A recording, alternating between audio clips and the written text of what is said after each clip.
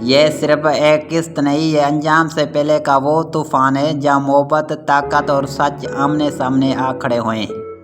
Episode 39 کا سانول یار پیا اس ڈرامے کی سب سے بڑی سنجیدہ اور فیصلہ کن قسط ثابت ہوا۔ یہ وہ موڑ ہے جہاں اب کہانی سوال نہیں پوچھتی بلکہ جواب مانگتی ہے۔ سانول اس قسط میں ایک عام عاشق نہیں بلکہ ایک اصول انسان کے طور پر سامنے آتا ہے۔ وہ جانتا ہے کہ طاقت اس کے پاس نہیں، پیسے میں وہ ہار سکتا ہے، مگر سچ اور ہمت میں وہ کسی سے کم نہیں۔ سانول کا ہر سین یہ چیخ چیخ کر کہتا ہے محبت اگر سچی ہو تو کمزور نہیں ہوتی۔ علی یار اس قسط میں اپنے اصل چہرے کے بہت قریب پہنچ جاتا ہے، طاقت، غرور، ضد۔ لیکن اس سب کے پیچھے ایک خوف چھپا ہوا ہے کہ کہیں وہ پیا کو ہمیشہ کے لیے کھو نہ دے۔ علی یار کا مسئلہ محبت نہیں بلکہ ملکیت ہے۔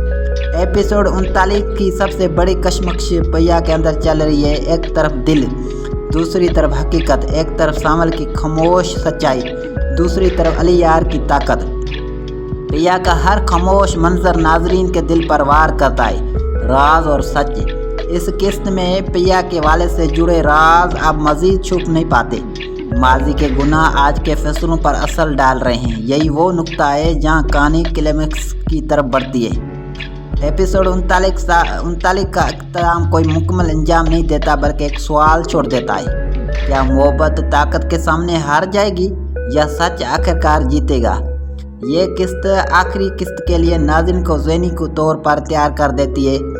ایپیسوڈ 39 سانول یار پیا، مضبوط اداکاری، سنجیدہ مکالمے، جذباتی ٹکراؤ، آخری قسط کے لیے یہ قسط ثابت کرتی ہے کہ یہ ڈرامہ صرف محبت نہیں بلکہ اصول، قربانی اور سچ کی کہانی ہے۔ اب فیصلہ صرف پیا کو نہیں کرنا، اب انجام خود کہانی لکھے گا۔ آپ کے خیال میں پیا کس کا ساتھ دے گی؟ کمنٹ میں ضرور بتائیں اور آخری قسط کے لیے ریویو کے لیے چینل کو سبسکرائب کریں۔ شکریہ۔